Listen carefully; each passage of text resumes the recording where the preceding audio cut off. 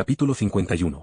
Geode Parnady. Se Hora soubesse ler, teria ficado mais impressionado com aquele tesouro em forma de biblioteca. Nessas circunstâncias, ele reservou sua atenção para o homem alto e grisalho, atrás de uma mesa oval. O homem, que Hora supo ser Geode, parecia tão cansado quanto ele. Seu rosto estava enrugado, aflito e entristecido, e, quando se voltou na direção do grupo, sua cicatriz horrorosa ficou visível, ia do couro cabeludo até a têmpora esquerda. Para Hora, aquilo era um sinal de coragem no sujeito. Talvez desgastada e escondida, contudo, coragem. Sente-me diz Geode. Não farei cerimônias dentro da minha própria casa.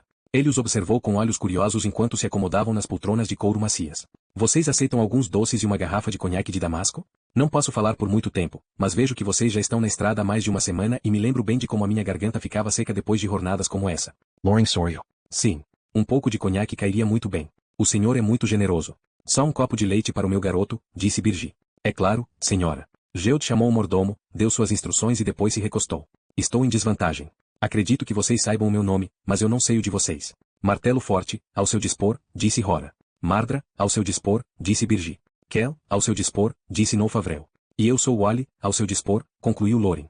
E eu ao de vocês, respondeu Geode. Agora, Rolf mencionou que vocês queriam fazer negócios comigo. É justo que saibam que eu não estou em posição de comprar ou vender mercadorias, não tenho ouro para investir, nem navios suntuosos para carregar lã e comida, joias e temperos pelo mar agitado. O que, então, posso fazer por vocês? Hora apoiou os cotovelos nos joelhos, depois entrelaçou os dedos e se concentrou para ordenar seus pensamentos. Um vacilo pode matar a todos nós, lembrou a si mesmo. Para ser direto, senhor, representamos um certo grupo de pessoas que por vários motivos, precisa comprar uma grande quantidade de suprimentos com pouco dinheiro. Sabemos que os seus pertences serão leiloados depois de amanhã para pagar suas dívidas, e gostaríamos de fazer um lance agora pelos itens dos quais precisamos. Nós esperaríamos até o leilão, mas as circunstâncias são urgentes e não podemos ficar aqui mais 2 dias. Se vamos fazer algum negócio, tem que ser hoje à noite ou amanhã, não depois. De que tipo de suprimentos vocês precisam? Comida e seja lá o que for necessário para equipar um barco ou outra embarcação para uma longa viagem por mar. Uma fagulha de interesse reluziu no rosto fatigado de Geode. Você tem algum navio em mente? Eu conheço cada nau que navegou nessas águas nos últimos 20 anos. Ainda temos que decidir. Geode aceitou a resposta sem questionar. Entendo agora por que vocês vieram até a mim, mas temo que esteja havendo um mal-entendido. Ele estendeu suas mãos envelhecidas, indicando a sala. Tudo que você vê aqui não pertence mais a mim, e sim aos meus credores. Não tenho autorização para vender as minhas 465 posses, e se o fizesse sem permissão, provavelmente seria aprisionado por passar a perna nos meus credores. Ele parou de falar enquanto Rolf voltava para a sala, carregando uma enorme bandeja de prata, havia doces, taças de cristal, um copo de leite e uma garrafa de conhaque. O mordomo colocou a bandeja num tamborete acolchoado e logo começou a servir o lanche. Horan pegou sua taça e deu uns goles no conhaque adocicado, enquanto se perguntava quando as regras da educação permitiriam aos 4 pedir desculpas e sair em sua busca, novamente. Quando Rolf saiu do recinto, Geode tomou todo o conteúdo de sua taça num gole só, e depois disse, posso não ter nenhuma utilidade para vocês, mas conheço um bom número de pessoas no meu ramo que poderiam ajudar. Se vocês me derem um pouco mais de detalhes sobre o que querem comprar, então terei uma ideia melhor de quem recomendar. Hora não viu nenhum perigo nisso, então começou a recitar uma lista de itens que os aldeões precisavam, coisas possíveis e coisas desejáveis que jamais teriam condições de comprar a não ser que a fortuna lhe sorrisse. De vez em quando Birgi ou Lorin mencionavam algo que Hora havia esquecido, como querosene, e Geode os encarava por alguns instantes antes de voltar seu olhar perscrutador para Hora, em quem permanecia com uma intensidade cada vez maior. O interesse de Geode preocupava Hora, era como se o comerciante soubesse, ou suspeitasse, o que ele estava escondendo. Parece, disse Geode quando Horan completou seu inventário, que esse número de provisões seria o suficiente para transportar algumas centenas de pessoas para Fenster ou Arogues, ou mais além. De fato, eu tenho andado bastante ocupado nas últimas semanas, mas não ouvi falar de nenhuma multidão parecida nesta área, nem posso imaginar de onde uma turba assim poderia ter vindo. Com o rosto lívido, Horan encarou Geode mas não disse nada. Por dentro, ele estava agitado, desdenhando de si próprio por ter permitido que Geode acumulasse informações suficientes para chegar a essa conclusão. Geode encolheu os ombros. Bem, seja como for, isso é problema seu. Sugeriria que vocês fossem ver Galton na rua do mercado para tratar da comida e o velho Ramil nas docas para tudo mais. Ambos são homens honestos e os tratarão com sinceridade e justiça. Esticando-se para frente, ele pegou um doce da bandeja, deu uma mordida e depois, quando terminou de mastigar, perguntou para Noufavrel. Então, jovem Kel, você gostou de sua estada em Teir? Sim, senhor, disse o rapaz, sorrindo. Nunca vi nada tão grande assim. Sério? Sim, senhor. Sentindo que estavam começando a trilhar um território perigoso, Hora interrompeu a conversa. Estou curioso para saber qual é a natureza da loja ao lado da sua casa. Parece estranho que haja uma loja tão humilde no meio de todos esses grandes prédios. Pela primeira vez, um sorriso, mesmo que fosse tímido, fez o rosto de Geode ficar mais radiante, subtraindo anos da sua aparência. Bem, ela era administrada por uma mulher meio esquisita, Angela, a herbolária, uma das melhores curandeiras que eu já conheci. Ela cuidou daquela loja durante 20 e tantos anos e depois, há poucos meses atrás, vendeu-a e partiu para um destino desconhecido. Geode Spyro. E uma pena, pois ela era uma vizinha interessante. Era ela que Gertrude queria encontrar, não? Perguntou Nonfavrel, levantando os olhos na direção de sua mãe. Horan conteve uma bronca e lançou um olhar de advertência contundente o suficiente para fazer Nonfavrel tremer em sua cadeira. O nome Nodia não significar nada para Geld, mas a não ser que Nonfavrel fechasse a boca melhor, ele estaria propenso a deixar escapar algo ainda mais perigoso. É hora de ir embora, pensou Horan, enquanto largava a sua taça. Foi aí que ele viu que o nome de fato significava algo para Geld. Os olhos do comerciante se arregalaram, surpresos, e ele agarrou os braços de sua poltrona até a ponta de seus dedos ficarem brancos. Não pode ser. Geld se concentrou em Hora, estudando seu rosto como se estivesse tentando ver algo além da barba, até que respirou fundo e afirmou, Hora? Roran Garrowson.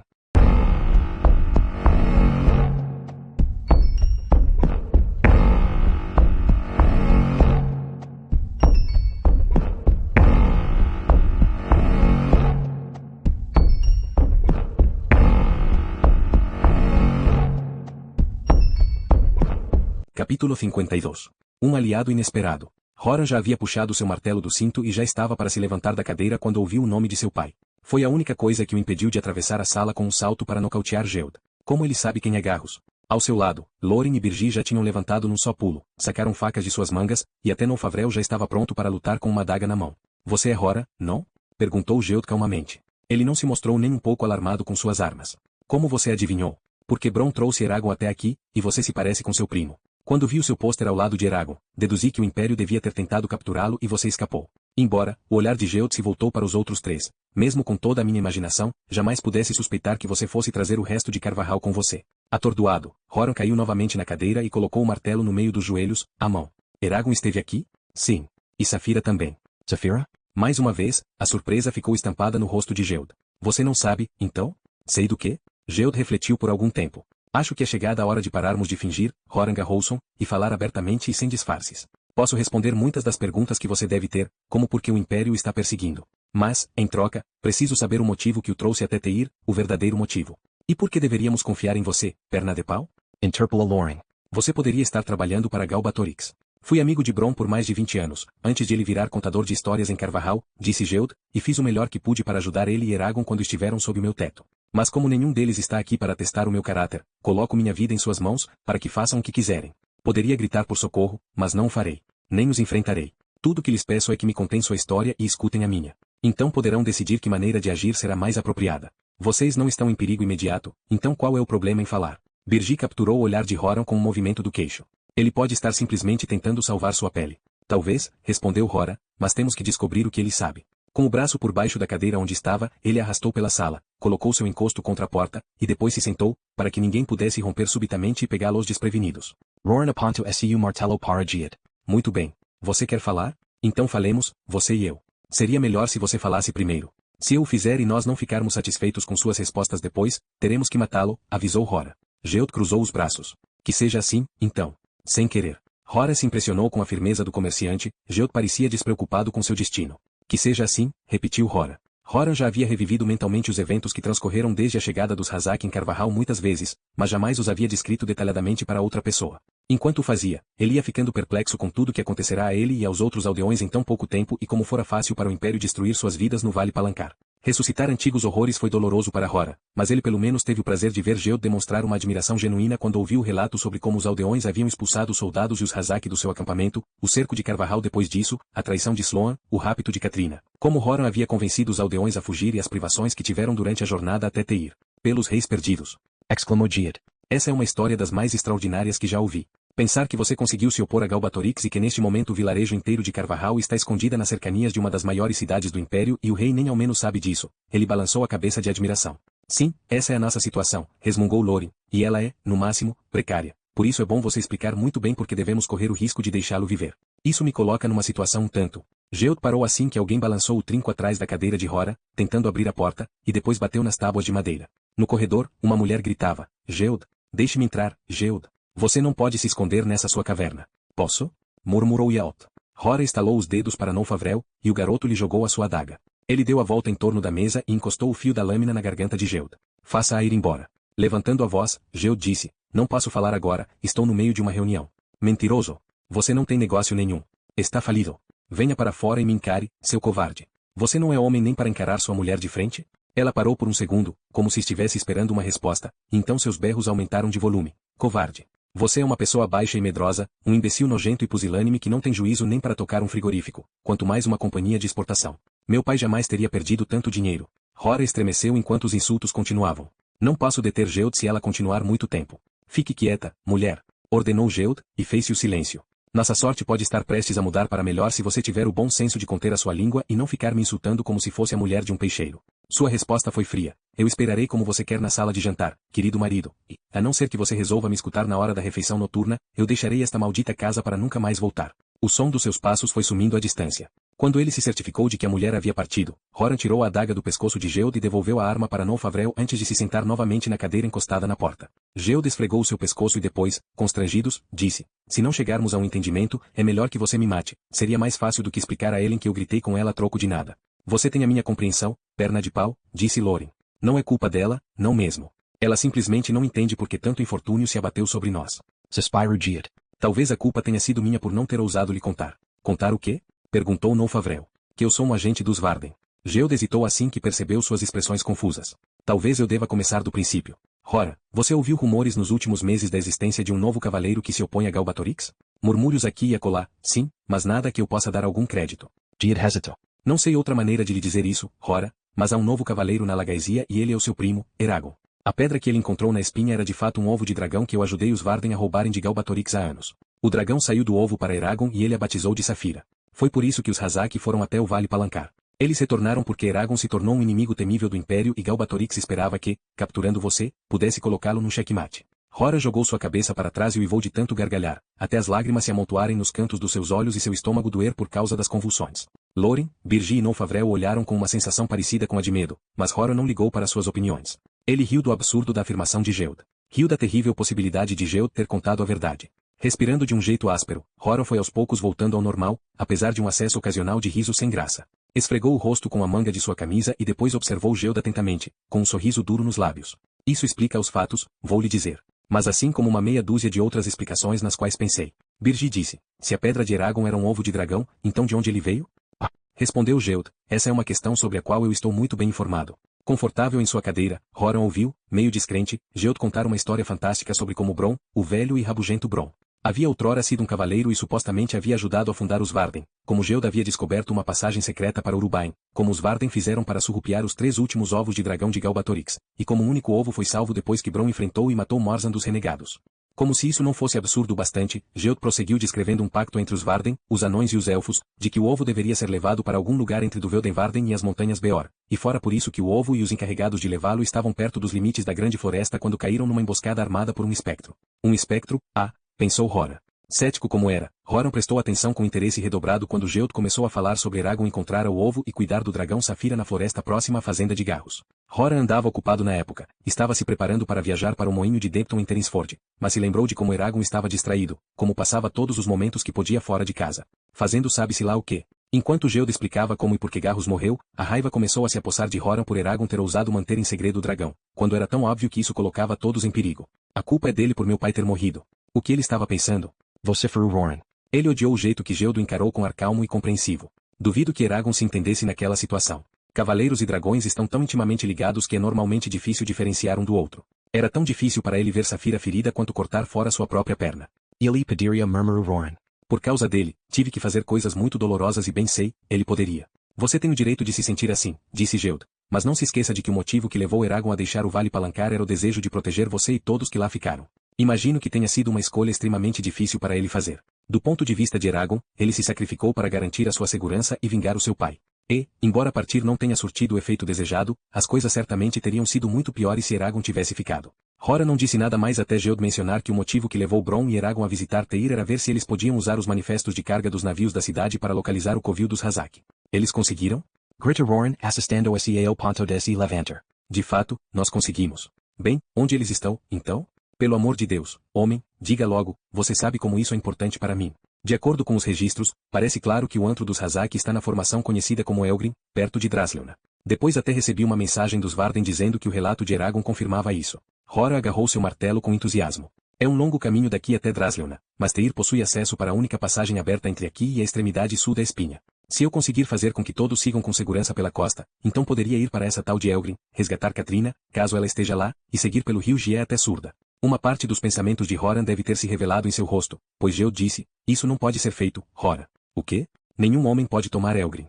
E uma montanha de pedra maciça, negra, e impossível de ser escalada. Pense nas montarias pútridas dos Hazak, é bem provável que elas tenham um ninho perto do topo de Elgrin em vez de um leito no chão, onde ficam mais vulneráveis. Como, então, você os alcançaria?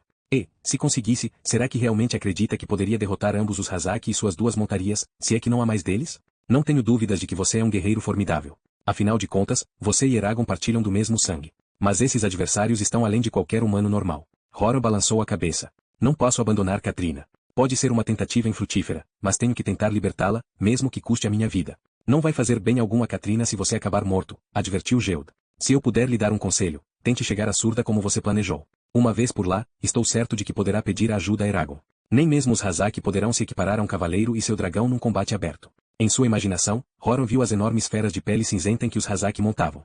Ele relutava em reconhecer isso, mas sabia que tais criaturas estavam além da sua capacidade de matar, não importava a força da sua motivação. No instante em que aceitou tal verdade, Horan finalmente acreditou na história de Geld, pois se não o fizesse, Katrina estaria perdida para sempre. Eragon pensou ele. Eragon.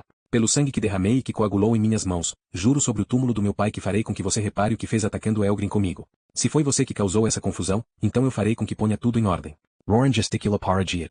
Continue o seu relato. Vamos ouvir o resto dessa trama lamentável antes que o dia se ponha. Então Geld falou da morte de Bron, de Murtagh, filho de Morza, da captura e da fuga em Gil-ead, de um voo desesperado para salvar um elfo, de Urgaus, anões e de uma grande batalha que ocorreu num lugar chamado Fartendur, onde Eragon derrotou um espectro. E Geld lhes falou sobre como os Varden deixaram as montanhas Beor e foram para a Surda, e de como Eragon agora estava, naquele exato momento, metido no interior de Duvelden Varden, aprendendo os segredos misteriosos da magia e das artes da guerra dos elfos, mas logo iria retornar. Quando o comerciante silenciou, Hora se juntou a Lórien, Birgi e Nonfavrel nos fundos da sala e pediu suas opiniões. Num tom de voz baixo, Lórien disse, não posso dizer se ele está mentindo ou não, mas qualquer homem capaz de contar uma história dessa sob a ameaça de uma faca merece viver. Um novo cavaleiro. E Eragon, além disso. Ele balançou a cabeça. Birgit? Pergunta Roran. Não sei. E tudo tão estranho, hesitou. Mas deve ser verdade. Outro cavaleiro é a única coisa que poderia forçar o Império a nos perseguir de forma tão impetuosa.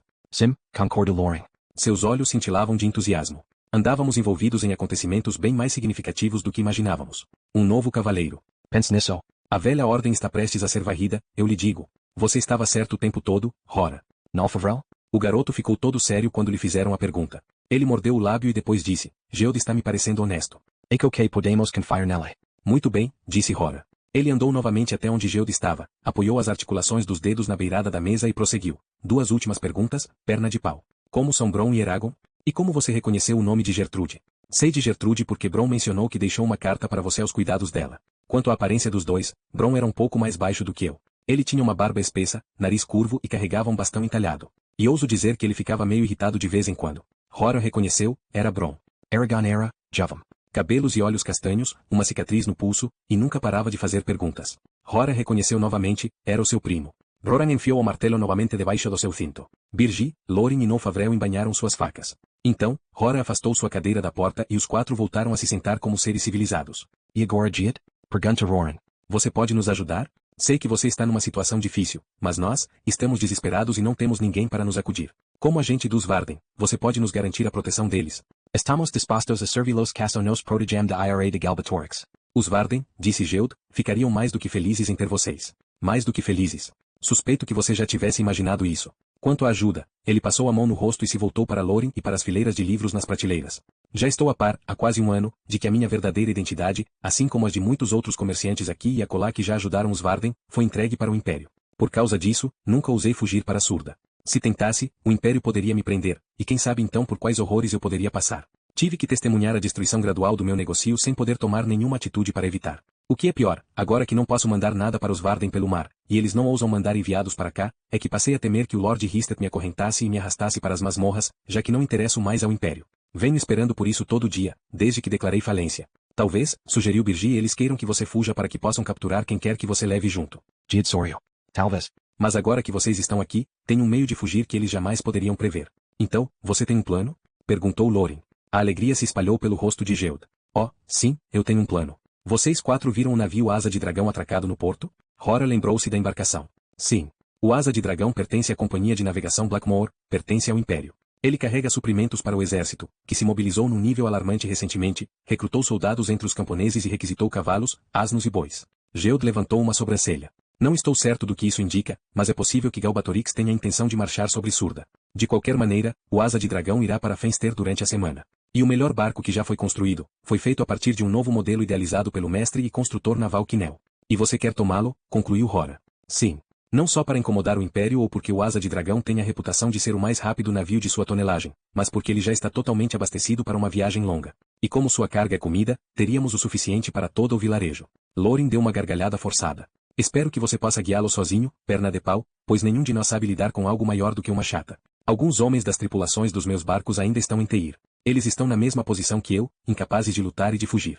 Tenho certeza de que não pensarão duas vezes se tiverem uma chance de ir para Surda. Eles lhes poderão ensinar o que fazer no Asa de Dragão. Não será fácil, mas não vejo alternativas. Roran Sorio. O plano era bem ao seu gosto, rápido, decisivo e inesperado. Você mencionou, disse Birgi, que no ano passado nenhum dos seus navios, nem os dos outros comerciantes que servem aos Varden, chegaram aos seus destinos. Porque então essa missão será bem sucedida quando tantas outras falharam? Geude respondeu rápido, porque a surpresa está do nosso lado. A lei requer que os navios mercantes submetam o seu itinerário para autorização junto à autoridade portuária pelo menos 2 semanas antes da partida. Leva um bom tempo para preparar um barco para zarpar, por isso, se partirmos sem dar viso, pode demorar uma semana ou mais para Galbatorix armar naus para interceptá-lo. Se a sorte estiver do nosso lado, veremos pouca coisa além do mastarel dos nossos perseguidores. Então, prosseguiu Geude, se vocês estiverem dispostos a fazer essa tentativa, isso é o que precisamos fazer.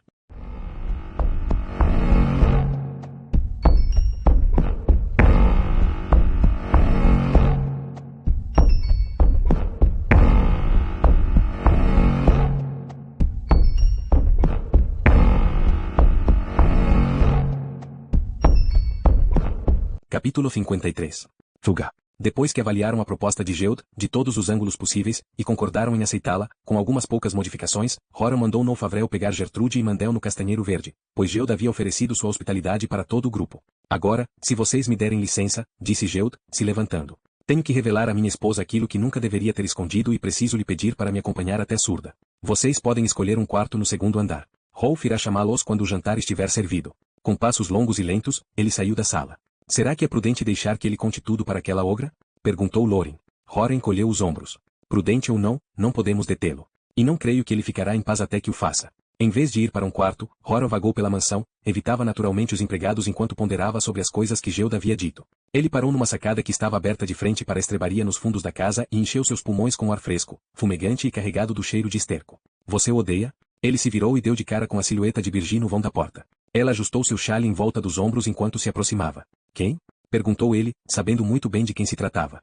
Aragon. Você o odeia? Rora olhou para o céu do crepúsculo. Não sei. Odeio por ter causado a morte do meu pai, mas ele ainda é a minha família e por isso eu o amo. Suponho que se não precisasse de Eragon para salvar Katrina, não teria nada que tratar com ele por um bom tempo. Da mesma forma que eu odeio e preciso de você, martelo forte. Ele bufou com uma soturna descontração. Sim, fomos unidos em face dos últimos acontecimentos, não? Você precisa me ajudar a encontrar Eragon para que eu possa vingar Kimbi, acabando com os Hazak. E para que eu possa me vingar de você depois. Isso também. Rora encarou seus olhos decididos por um instante e reconheceu o vínculo que ambos tinham. Ele achava estranhamente consolador saber que os dois partilhavam do mesmo ímpeto, a mesma fúria ardente que acelerava os seus passos quando os outros hesitavam. Nela, Rora reconhecia um espírito que se afinava com o seu. Já dentro da casa, Rora parou perto da sala de jantar enquanto ouvia a cadência da voz de Geude. Curioso, ele enfiou o olho numa fenda perto da dobradiça da porta central. Geude estava em pé, de frente para uma mulher baixa e loura, a qual Rora supôs que fosse Ellen. Se o que você diz é verdade, como você pode esperar que eu acredite em você? Não posso, respondeu Geude. No entanto, você pede para que eu me torne uma fugitiva ao seu lado?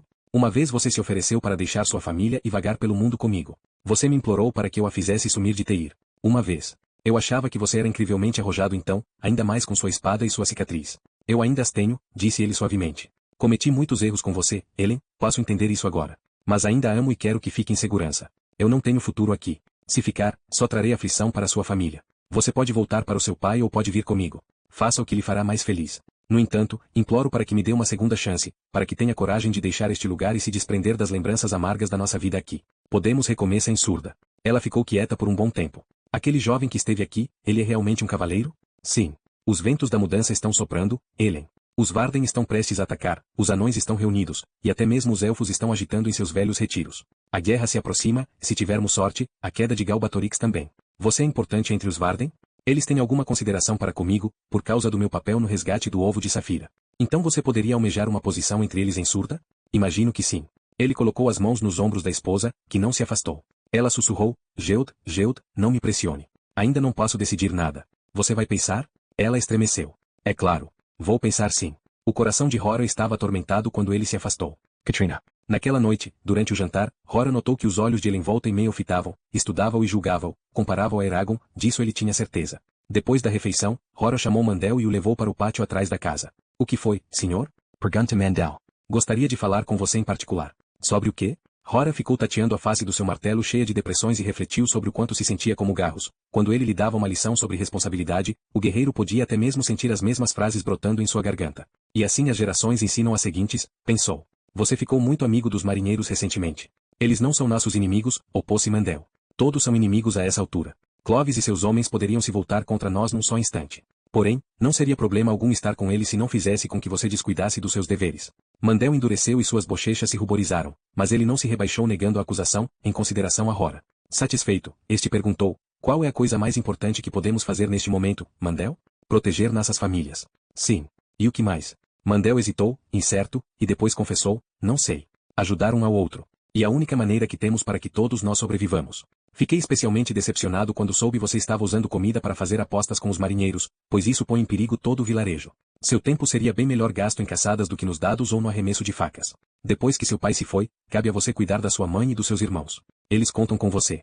Estou sendo claro? Muito claro, senhor, respondeu Mandel com a voz abafada. Isso acontecerá novamente? Nunca mais, senhor. Muito bem. Mas eu não o trouxe aqui só para repreendê-lo. Você demonstra ser confiável e é por isso que estou lhe dando uma tarefa que não confiaria a ninguém a não ser a mim mesmo. Sim, senhor. Amanhã de manhã eu preciso que você volte para o acampamento e leve uma mensagem para Horst. Geld acredita que o Império possui espiões observando esta casa, por isso é vital que você se certifique de que não está sendo seguido. Espere até sair da cidade e depois livre-se de quem quer que o esteja seguindo na zona rural. Mero-se for preciso. Quando encontrar Horst, diga a ele para. Enquanto Horan dava suas instruções, ele ficou vendo a expressão de Mandel mudando, de surpreso para chocado e depois para apavorado. E se Clovis se opuser? Pergunta Mandel. Quebre as canas dos lemes das chatas à noite, para que elas não possam ser pilotadas.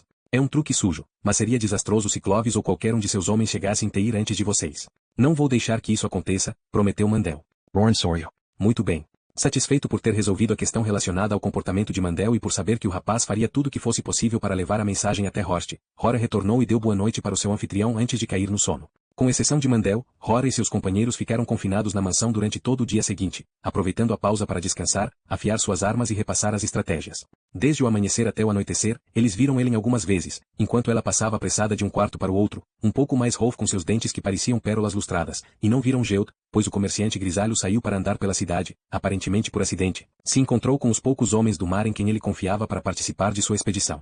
Assim que retornou, ele se dirigiu a Hora. Podemos contar com 5 pares de mãos a mais. So espero que seja sufficient.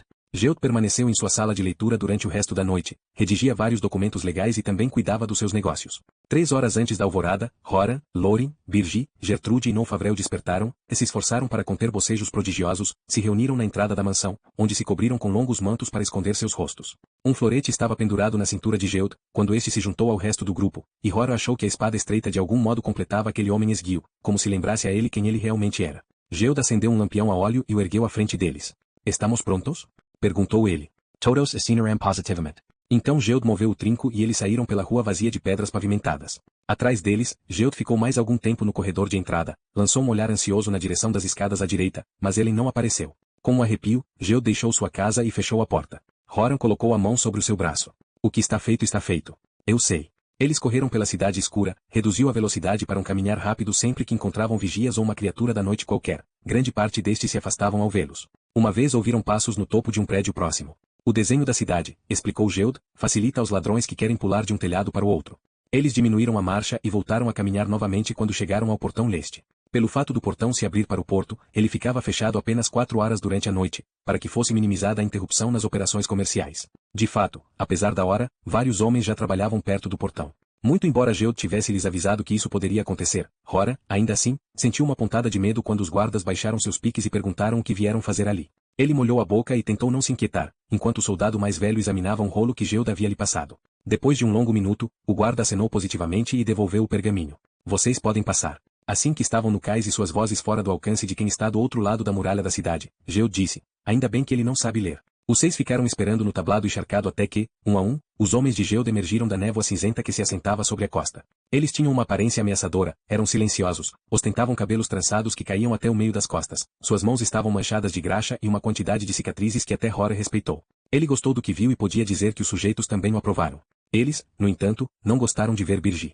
Um dos marinheiros, um verdadeiro brutamontes, apontou o polegar em sua direção e acusou Geude. Você não disse que haveria uma mulher entre nós para a luta. Como vou conseguir me concentrar com uma vagabunda do mato no meu caminho? Não fale dela assim, disse Noufavrel com os dentes cerrados. E com seu bezerrinho também? Num tom de voz calmo, Geude disse, Birgi enfrentou os Razak. E seu filho já matou um dos melhores soldados de Galbatorix. Você pode falar o mesmo de si próprio, Utar? Não é apropriado, disse um outro homem. Eu não me sentiria seguro com uma mulher ao meu lado, elas não fazem nada a não ser trazer má sorte.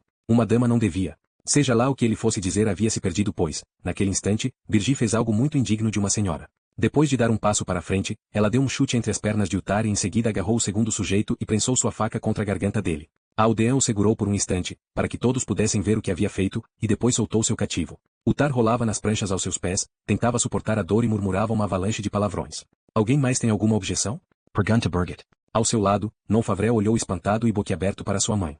Rorna Bixu OSU capes para esconder o sorriso. Ainda bem que eles não notaram Gertrude, pensou. Quando mais ninguém resolveu desafiar Birgi, Geude perguntou, vocês trouxeram o que eu queria? Cada homem enfiou a mão dentro de seus mantos e revelaram uma clava pesada e longas cordas. Assim armados, eles seguiram pelo porto na direção do Asa de Dragão, fizeram o possível para não serem detectados. Geude manteve seu lampião apagado o tempo todo. Perto das docas, eles se esconderam atrás de um armazém e viram 2 luzes carregadas por sentinelas circulando pelo convés do navio. A prancha de embarque fora retirada durante a noite. Lembrem-se, sussurrou Geude, a coisa mais importante é impedir que o alarme seja soado até que possamos partir. 2 homens acima, 2 homens abaixo, certo? Pergunta Roran.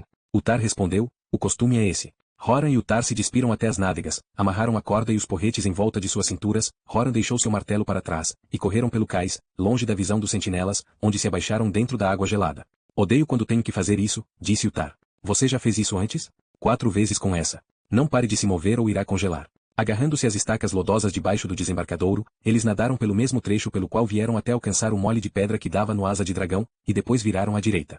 Utar encostou os lábios na orelha de Rora. Vou pegar a âncora de Boroeste. Rora acenou com a cabeça, autorizando. Os 2 mergulharam nas águas negras e lá se separaram. Utar nadou como um sapo debaixo da proa do navio, enquanto Rora seguiu direto para a âncora a bombordo e se agarrou à sua enorme corrente. Ele tirou o porrete que estava amarrado em sua cintura, encaixou-o no meio dos dentes, tanto para impedir que eles batessem quanto para liberar suas mãos, e esperou. O metal áspero sugava o calor dos seus braços tão rapidamente quanto o gelo. Menos de 3 minutos depois, Rora ouviu o arrastar das botas de Birgi acima dele enquanto caminhava até o final do quebra-mar, defronte ao centro do Asa de Dragão, seguido pelo leve som de sua voz enrolando os sentinelas numa conversa. Com sorte, ela conseguiria desviar a atenção deles da proa. Agora, Rora começou a subir, de mão em mão, pela corrente. Seu ombro direito ardia no local onde o Razak o havia mordido, mas ele continuou. Da vigia onde a corrente da âncora entrava no navio, ele escalou as saliências que apoiavam a figura de proa, até pular a murada e cair no convés. Utar já estava lá, molhado e ofegante. Com os porretes na mão, seguiram em direção à popa do navio, escondiam-se onde podiam. Eles pararam menos de 3 metros atrás dos sentinelas. Os 2 homens estavam encostados na murada, trocando palavras com Birgi. Num lampejo, Rora e Utar romperam e atingiram os sentinelas na cabeça, antes que pudessem sacar seus sabres. Lá embaixo, Birgi acenou para Geude e o resto do grupo, que ergueu a prancha e deslizou uma de suas extremidades até o navio, onde Utar amarrou a murada. Quando Noufavrel correu para dentro, Rora jogou sua corda para o garoto e disse, amarre e amordace esses 2. Então, todos, menos Gertrude, desceram para os conveses inferiores em busca dos sentinelas restantes. Encontraram 4 homens a mais o intendente naval, o contramestre, o cozinheiro e seu assistente, e todos foram arrancados da cama, os que resistiram levaram pancadas na cabeça ou foram amarrados com firmeza. Nisto, Birgi provou mais uma vez o seu valor, capturou 2 homens sozinha. Geude colocou os infelizes prisioneiros enfileirados no convés para que pudessem ser vigiados o tempo todo e depois declarou, temos muito o que fazer e pouco tempo. Rora, Utar é o comandante do Asa de Dragão. Você e os outros acatarão as ordens dele. Durante as 2 horas seguintes, um frenesi se espalhou pela embarcação. Os marinheiros cuidaram do cordame e das velas, enquanto Roran e a gente de Carvajal trabalhou para livrar o porão de carga de suprimentos estranhos, como fardos de lã grossa. Estes foram baixados ao mar para evitar que alguém no cais ouvisse um esguicho. Se era para o povo todo caber dentro do Asa de Dragão, eles precisavam liberar o máximo de espaço possível. Rora estava no meio da tarefa de amarrar um cabo em volta de um barril quando ouviu o alarme rouco. Alguém está vindo. Todos no convés, exceto Geude e Utar, enfiaram as mãos nas cinturas e sacaram suas armas. Os dois homens que permaneceram em pé andavam pelo convés como se fossem sentinelas. O coração de Horan batia acelerado enquanto ele se mantinha imóvel, perguntava a si próprio o que estava prestes a acontecer. Prendeu a respiração enquanto Geude se dirigia ao intruso, até que seus passos ecoaram pelo passadiço. Era Helen.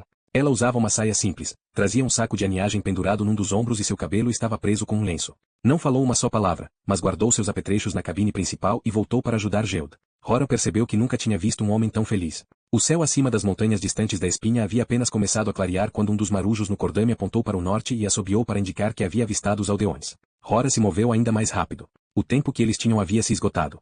Ele saiu apressado pelo convés e perscrutou a linha escura de gente avançando pela costa.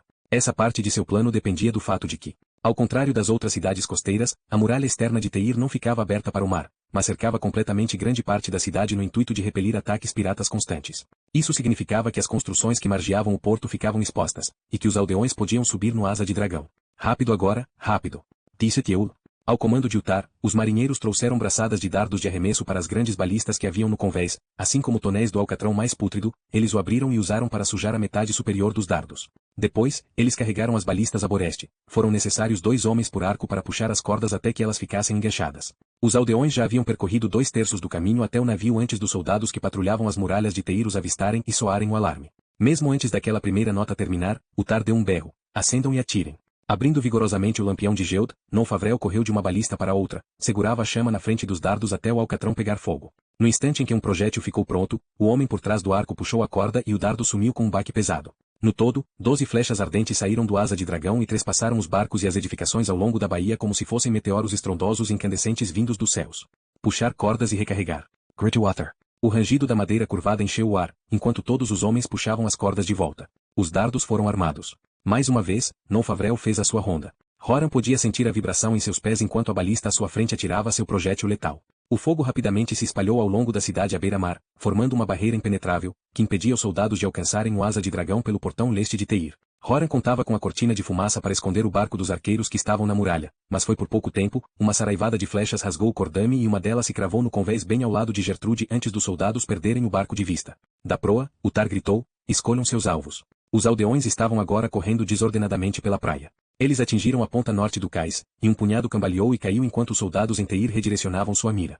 As crianças gritavam apavoradas. Então, os aldeões recuperaram suas forças. Eles correram pesadamente sobre as pranchas de madeira, passaram por um armazém em chamas e ao lado do quebra-mar. A multidão ofegante se lançou sobre o navio numa massa confusa de corpos se abauroando. Birgi e Gertrude guiaram a torrente humana para as escotilhas na popa e na proa. Em poucos minutos, os vários patamares da embarcação estavam lotados, do porão de carga até a cabine do comandante. Aqueles que não couberam embaixo permaneceram amontoados no convés, segurando os escudos de Fis sobre suas cabeças. Como Horan havia pedido em sua mensagem, todos os homens fisicamente capazes de Carvajal se aglomeraram em torno do mastro principal, esperando instruções. Horan viu Mandel no meio da turba e o saudou orgulhosamente. Então Utar apontou para um marinheiro e vociferou, você aí, Bonden. Traga esses lambazes para os cabrestantes, suspenda as âncoras e depois vá para os remos. No dobro da velocidade. Para o resto dos homens que estavam nas balistas, ele deu outra ordem. Quero que metade de vocês saia daí e vá para as balistas a bom bordo. Afastem qualquer grupo que tente embarcar. Horan foi um dos que trocou de bordo. Enquanto preparava as balistas, alguns retardatários saíram cambaleando do meio da fumaça mal cheirosa e subiram no convés. Ao seu lado, Geude e Elen erguiam os 6 prisioneiros, um a um, sobre a prancha a fim de jogá-los para o quebra-mar. Antes que Horan percebesse, as âncoras haviam sido içadas, a prancha de embarque recolhida, e um tambor ficou batendo sob os seus pés, marcando o tempo para os remadores. Bem lentamente, o asa de dragão virou para Boreste, na direção do mar aberto, e então, com uma velocidade cada vez maior, se afastou das docas. Horan acompanhou Geude até o tombadilho onde ambos ficaram olhando o inferno escarlate devorar tudo que era inflamável entre Teir e o oceano. Em meio ao filtro da fumaça, o sol parecia um disco laranja plano, inchado e sangrento, a se erguer sobre a cidade. Quantos eu matei agora? Perguntou-se Horan. Ecoando seus pensamentos, Geude observou. Isso vai ferir um grande número de pessoas inocentes. A culpa fez Horan reagir com mais força do que pretendia. Você preferia ficar nas prisões do Lord Ristart? Duvido que muitos sejam feridos por causa das labaredas, e aqueles que não forem também não terão que encarar a morte, como aconteceria conosco se o Império nos pegasse. Você não precisa me fazer uma preleção, Horan.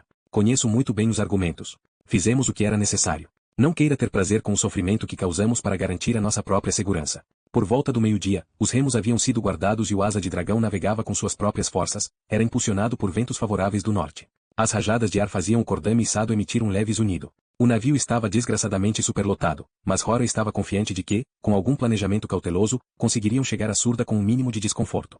A pior inconveniência era o racionamento. Se eles queriam evitar a fome, a comida teria que ser repartida em porções minúsculas. E, em alojamentos tão apertados, a doença era mais do que provável. Depois que o Tar fez um breve discurso sobre a importância da disciplina no navio, os aldeões se aplicaram nas tarefas imediatas: cuidar dos feridos, desempacotar seus míseros pertences e decidir qual seria a organização mais eficiente para que todos pudessem dormir bem em cada convés. Também tinham que escolher pessoas para preencher as várias funções no Asa de Dragão: quem poderia cozinhar, quem treinaria para marujo sob o comando dos homens de Utar e assim por diante.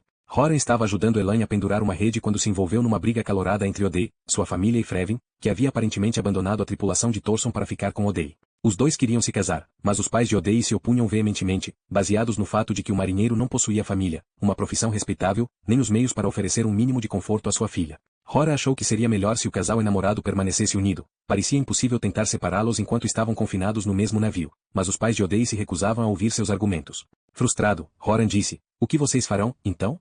Não dá para mantê-la trancada e acredito que Frevin já provou sua dedicação, Razak." O grito veio do cesto de vigia da Gávea. Sem pensar outra vez, Horan puxou o martelo de seu cinto, o rodopiou e subiu as escadas da escotilha da proa, esfolando a canela no caminho. Correu a toda velocidade na direção da aglomeração concentrada na parte mais alta do tombadilho e parou ao lado de Rost. O ferreiro apontou. Uma das temíveis montarias dos Razak flutuava como uma sombra esfarrapada sobre o contorno da costa. Um dos Razak estava nas suas costas. Ver os dois monstros expostos à luz do dia não diminuía de maneira alguma o horror arrepiante que eles inspiravam em Horan. Ele estremeceu quando a criatura alada deu seu grito terrível, e então a voz de inseto do Razak começou a pairar sobre a água, fraca porém evidente. "Vocês não escaparão." Horan olhou para as balistas, mas elas não podiam ser viradas num ângulo razoável o bastante para atingir o Razak ou sua montaria. "Alguém tem um arco?" "Eu tenho", disse Baldur. Ele ajoelhou uma perna e começou a encordoar a sua arma. "Não deixe que eles me vejam." Todos que estavam no tombadilho se uniram num círculo apertado em torno de Baldur, fazendo um escudo com seus corpos para evitar o olhar malévolo do Razak. "Por que ele não ataca?" Resmungo Horst. Intrigado, Horan buscou uma explicação mas não encontrou nenhuma. Foi Geuth que sugeriu: "Talvez esteja muito claro para eles. Os Razak caçam à noite, até onde eu sei, não costumam se aventurar prontamente para fora de seus covis enquanto o sol ainda está no céu." "Não é só isso", disse Gertrude lentamente. "Acho que eles têm medo do oceano." Medo do oceano? Zambu Horst. "Observe-os, eles não voam mais de 1 metro afastados da costa em momento algum." "Ela tem razão", disse Horan. "Finalmente, uma fraqueza que eu posso usar contra eles." Alguns segundos depois, Baldur disse: "Pronto." Assim que ele se pronunciou, as fileiras de pessoas que estavam na sua frente pularam para o lado, limpando a área para que ele pudesse disparar o seu arco. Baldur levantou-se num salto, com um único movimento, puxou a pena até o seu rosto e soltou a flecha de bambu. Foi um tiro heróico. O Razak estava no limite extremo do raio de alcance de um arco longo de madeira, muito além de qualquer marca que Horan já vira um arqueiro atingir, e ainda assim a mira de Baldur foi precisa. Sua flecha atingiu a criatura alada no flanco direito e a besta deu um grito de dor tão grande que os vidros na embarcação se estilhaçaram e as pedras na costa racharam até virarem fragmentos. Horan colocou as mãos nos ouvidos para se proteger daquela rajada sonora medonha. Ainda gritando, o monstro virou continente adentro e caiu atrás de uma fileira de morros enevoados. "Você o matou?" perguntou Geuth, com o rosto pálido. "Temo que não", respondeu Baldur. "Não foi nada além de um ferimento." Loren, que havia acabado de chegar, observou satisfeito. "Sim. Mas pelo menos você o feriu, e apostaria que eles pensarão 2 vezes antes de nos incomodarem novamente." O desalento se abateu sobre Roran. "Guarde o seu triunfo para depois, Loren. Isso não representou vitória nenhuma." "Por que não?" Pergunta Horst. "Porque agora o Império sabe exatamente onde estamos." O tombadilho ficou em silêncio enquanto tentavam compreender as implicações do que ele havia acabado de dizer.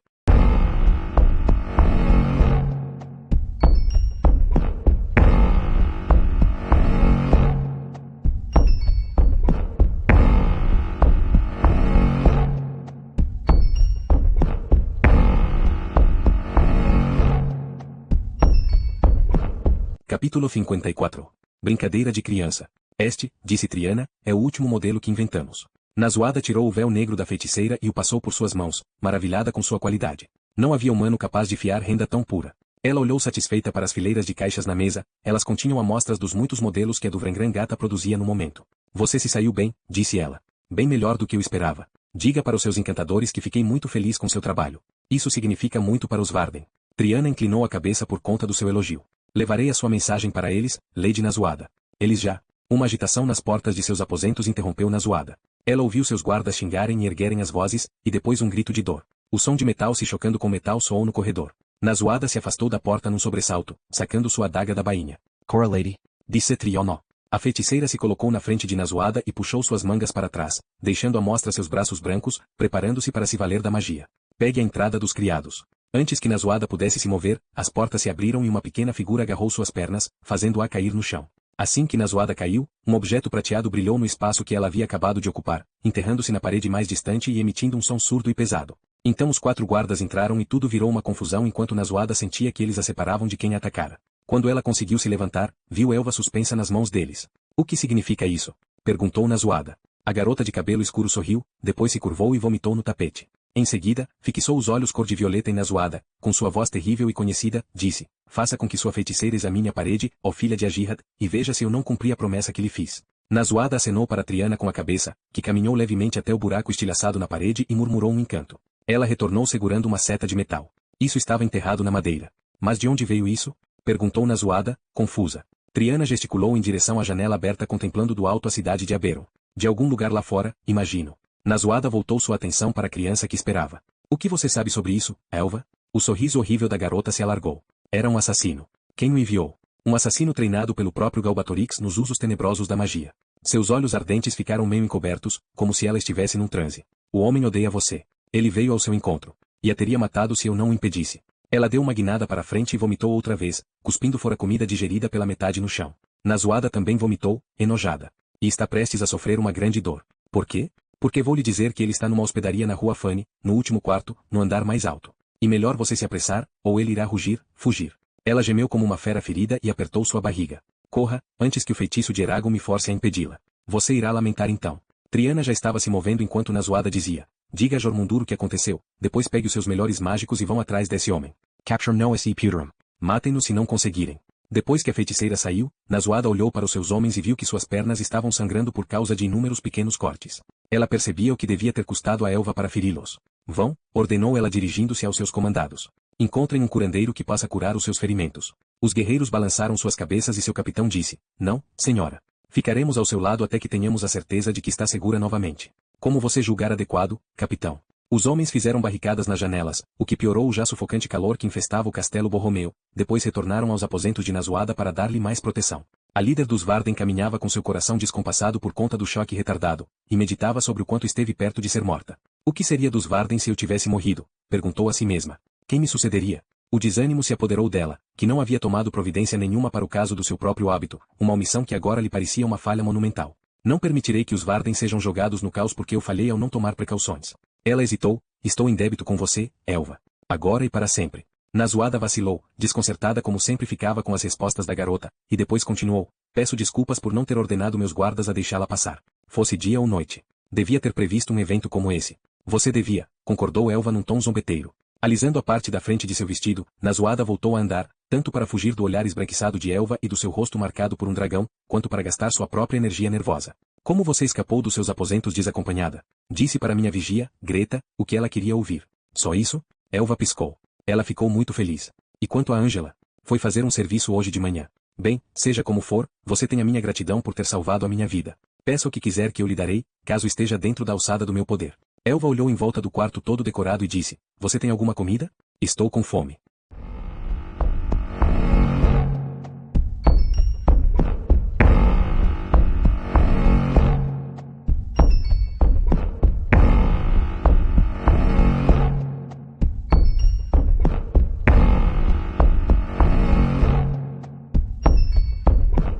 Capítulo 55. Premonição de guerra. 2 horas depois, Triana retornou, liderava uma dupla de guerreiros que carregavam um corpo inerte. Assim que Triana ordenou, os homens largaram o cadáver no chão.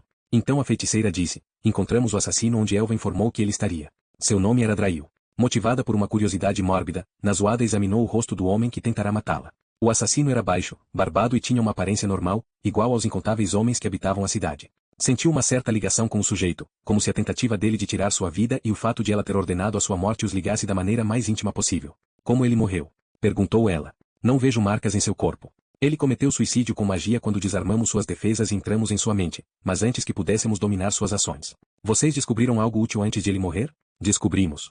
Drail fazia parte de uma rede de agentes baseados aqui em Surda que são leais a Galbatorix. São chamados de Mão Negra. Eles nos espiam, sabotam nossos esforços de guerra. O melhor que pudemos concluir em nosso breve vislumbre das lembranças de Drail são responsáveis por dezenas de assassinatos entre os Varden. Aparentemente, eles têm esperado por uma boa chance de matar você desde que chegamos de Fartendur. Por que essa Mão Negra ainda não assassinou o rei Orrin? Triana encolheu os ombros. Não sei dizer. Pode ser que Galbatorix a considere uma ameaça maior do que Orrin.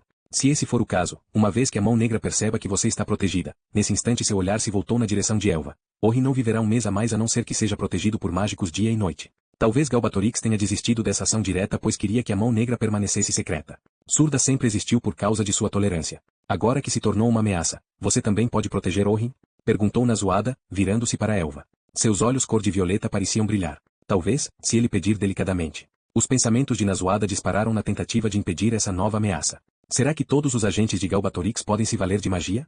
A mente de Drail estava confusa, por isso é difícil dizer, disse Triana, mas acredito que muitos possam. Magia amaldicoasi Naswada.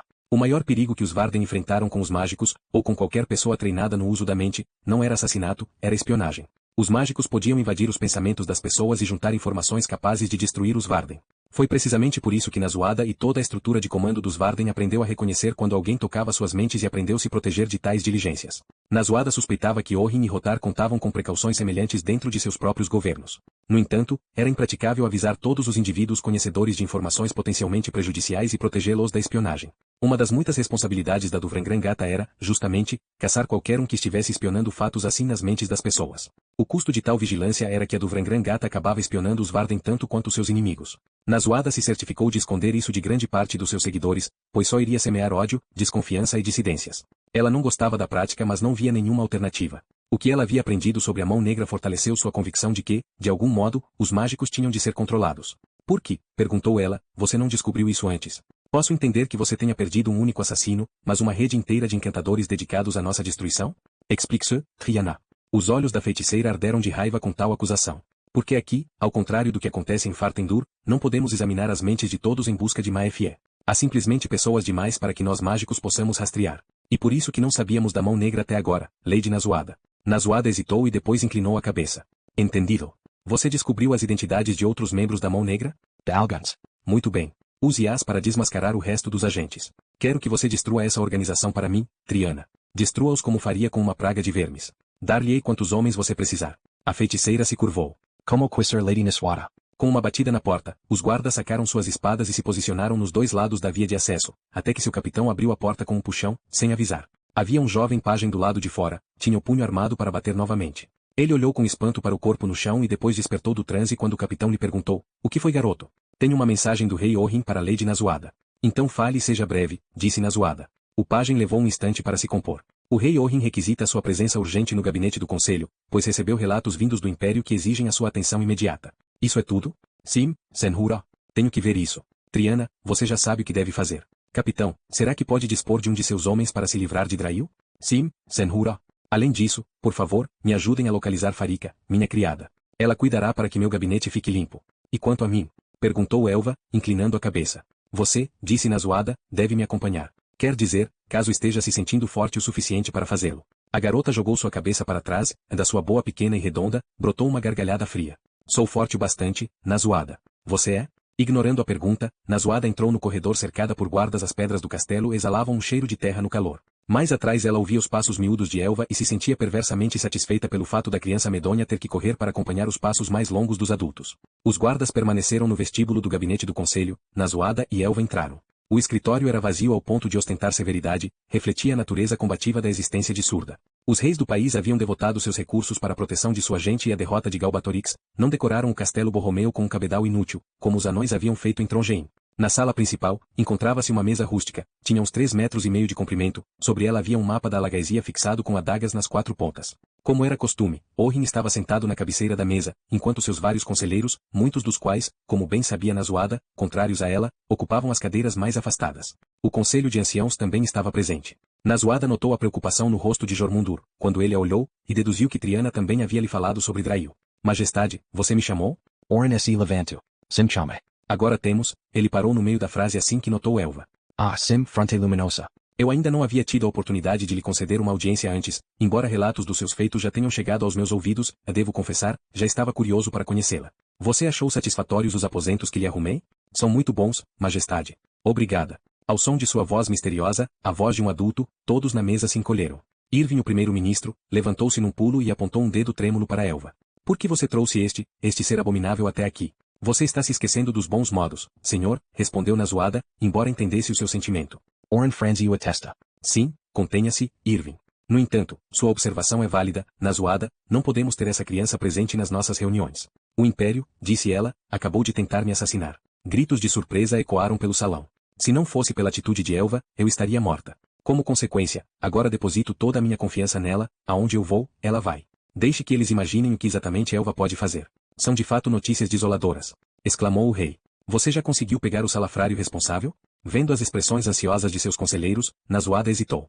Seria melhor esperar até que eu possa lhe dar um relato em particular, majestade. Orhin parecia desconcertado com sua resposta, mas não insistiu no tema.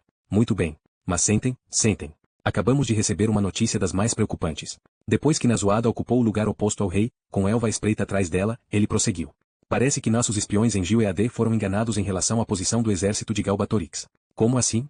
Eles acreditam que o exército esteja em Gil-Ead, enquanto temos aqui uma carta de um de nossos homens em Urubain, que dizem que ele testemunhou uma grande multidão marchando para o sul e passando pela capital há cerca de uma semana e meia. Era noite, por isso ele não pôde ter certeza dos números, mas estava certo de que a horda era bem maior do que os 16.000 que formam o núcleo das tropas de Galbatorix. Deve haver algo em torno de 100.000 soldados, ou mais. 100.000 soldados. Um arrepio de medo começou a se instalar na boca do estômago de Nazuada. Será que podemos confiar na sua fonte? Sua inteligência sempre foi confiável. Não entendo, disse Nazuada. Como Galbatorix poderia mover tantos homens sem que soubéssemos de antemão? Só os vagões com suprimentos teriam quilômetros de comprimento. Era óbvio que o exército estava se mobilizando, mas o Império não estava em nenhum lugar por perto para se organizar para o combate. Falberde falou então, bateu com sua mão pesada para dar ênfase às suas palavras. Eles foram mais espertos. Nossos espiões devem ter sido enganados com magia para pensar que o exército ainda estava em seu quartel de Gil-Ead. Nazuada sentiu o sangue se esvair de seu rosto. A única pessoa com poder suficiente para sustentar uma ilusão deste tamanho e com tal duração, é o próprio Galbatorix, completou Orhin. Esta foi a nossa conclusão. Significa que Galbatorix finalmente abandonou sua toca em favor do combate aberto. Agora mesmo enquanto falamos, nosso maior inimigo está se aproximando. Erwin se inclinou. A questão agora é como devemos responder. Temos que enfrentar essa ameaça, é claro, mas de que maneira? Onde, quando e como? Nossas próprias forças não estão preparadas para uma campanha desta magnitude, enquanto as suas, Lady Nazuada, os Varden, já estão acostumados com o ardente clamor da guerra. O que está sugerindo? Que devemos morrer por vocês? Eu só fiz uma observação. Entenda como quiser. Então Orhin disse, sojinhos, seremos esmagados por esse exército tão grande. Precisamos ter aliados, mas acima de tudo precisamos de Eragon, especialmente se formos enfrentar Galbatorix. Nazuada, você mandaria alguém buscá-lo? Eu o faria se pudesse, mas até que Arya retorne, não tenho como avisar os elfos ou convocar Eragon. Nesse caso, disse Orhin num tom de voz pesado, temos que ter fé que ela chegará antes que seja tarde demais. Não suponho que possamos esperar a ajuda dos elfos para resolver esse problema. Ao mesmo tempo que um dragão pode atravessar as léguas que separam Aberon e Elesmera com a velocidade de um falcão, seria impossível para os elfos se organizarem e cruzar a mesma distância antes do Império nos alcançar. Com isso só sobram os anões. Sei que vocês são amigos de Rotar há muitos anos, será que não poderiam lhes enviar um pedido de ajuda em nosso nome? Os anões sempre prometeram lutar quando a hora chegasse. Nazuada assentiu. Duvrangrangata já tem um acordo com os mágicos anões que nos permitem transmitir mensagens instantaneamente. Irei lhes comunicar o nosso, pedido. E pedirei a Rotar para que mande um emissário a Ceris, a fim de informar aos elfos da situação para que estejam, pelo menos, precavidos. Muito bom. Estamos a uma boa distância de Fartendur, mas se irmos retardar o Império por uma semana, os anões conseguirão chegar aqui a tempo. A discussão que se seguiu foi excessivamente desagradável. Havia várias táticas para derrotar uma força maior, mas não necessariamente superior. Mas ninguém à mesa podia imaginar como poderiam derrotar Galbatorix, especialmente por Eragon ainda ser tão impotente em comparação ao velho rei. A única manobra com chances de dar certo seria cercar Eragon de um grande número possível de mágicos, anões e humanos, e depois tentar fazer com que Galbatorix os enfrentasse sozinho. O problema desse plano, pensava Nazuada, é que Galbatorix superou muitos mais inimigos terríveis durante o aniquilamento dos cavaleiros, e sua força só cresceu desde então. Ela estava certa de que isto havia ocorrido também com todos os outros que o rei enfrentou. Se ao menos tivéssemos os encantadores dos elfos para aumentar as nossas tropas, então a vitória poderia estar ao nosso alcance. Sem eles, se não pudermos derrotar Galbatorix, a única alternativa será deixar a Lagaesia e atravessar o mar até encontrar uma nova terra onde possamos construir uma nova vida. Lá poderíamos esperar até Galbatorix partir de vez. Sem mesmo ele pode durar para sempre. A única certeza é que, no fim das contas, todas as coisas acabam passando. Eles passaram da tática para a logística, e o debate ficou mais acirrado, já que o Conselho de Anciãos discutiu com os conselheiros de Orhin sobre a distribuição de responsabilidades entre os Varden e Surda. Quem deveria pagar por isso ou aquilo, providenciar rações para os trabalhadores, administrar os mantimentos para seus respectivos guerreiros e tratar dos inúmeros outros assuntos correlatos que deviam ser abordados. No meio da disputa verbal, Orhin puxou um rolo de pergaminho que estava em seu cinto e disse para Nazuada, no que diz respeito às finanças, vocês fariam o obséquio de me explicar uma questão bastante curiosa que me chamou a atenção? Farei o melhor que puder, majestade. Seguro em minhas mãos uma queixa da Associação dos Tecelões, que garante que a classe, por toda surda, perdeu boa parte dos seus lucros porque o mercado têxtil foi inundado com uma renda de péssima qualidade, renda que eles juram que é originária dos Varden. Um olhar aflito invadiu o seu rosto. Parece tolice perguntar isso, mas será que a alegação dele se baseia em fatos, e se esse for o caso, por que os Varden fariam tal coisa? Nazuada não fez nenhum esforço para esconder o seu sorriso. Se você se lembra bem, Majestade, quando se recusou a dar mais ouro para os Varden, você me aconselhou a procurar outra maneira de nos sustentarmos. Assim fie daí? Perguntou Orrin, apertando os olhos. Bem, me veio que, ao mesmo tempo em que a renda leva um bom para ser feita à mão, o que explica o fato de ela ser tão cara, é bem fácil produzi-la valendo-se de magia, devido à pequena quantidade de energia envolvida. Você, de todas as pessoas, como filósofo nato, devia entender isso. Ao vender nossa renda aqui e no Império, nos sustentaremos totalmente. Os Varden não têm mais necessidade de mendigar comida e de abrigo. Poucas coisas em sua vida deixaram Nazuada tão feliz quanto a expressão incrédula de Orrin naquele instante. O pergaminho congelado no meio do caminho entre seu queixo e a mesa, sua boca levemente aberta e o cômico olhar de reprovação em sua fronte conspiraram para lhe dar a aparência assustada de um homem que havia acabado de ver algo que não entendia. Ela saboreou a reação. Renda? Disse ele às pressas. Sim, Majestade. Você não pode enfrentar Galbatorix com renda. Por que não, Majestade? Ele se conteve por algum tempo mas acabou resmungando. Por quê? Porque isso não é uma atitude respeitável, é por isso. Que bardo iria compor um épico sobre nossos feitos e escrever sobre rendas? Não lutamos para inspirar épicos a nos louvar. Então, que se danem os épicos. Como devo responder à Associação de Tecelões? Ao vender sua renda por um preço tão barato, você acaba com o sustento das pessoas e enfraquece a nossa economia. Assim não dá. Assim não dá mesmo. Deixando seu sorriso ficar mais doce e caloroso, Nazuada disse em seu tom mais amigável. Oh, querido. Se o prejuízo for grande demais para suas finanças, os Varden estariam mais do que dispostos a lhes oferecer um empréstimo em troca da gentileza que vocês nos dispensaram, a uma taxa de juros adequada, é claro. O Conselho dos Anciãos conseguiu manter o seu decoro, mas por trás de Nazuada, Elva se divertia dando uma rápida risada.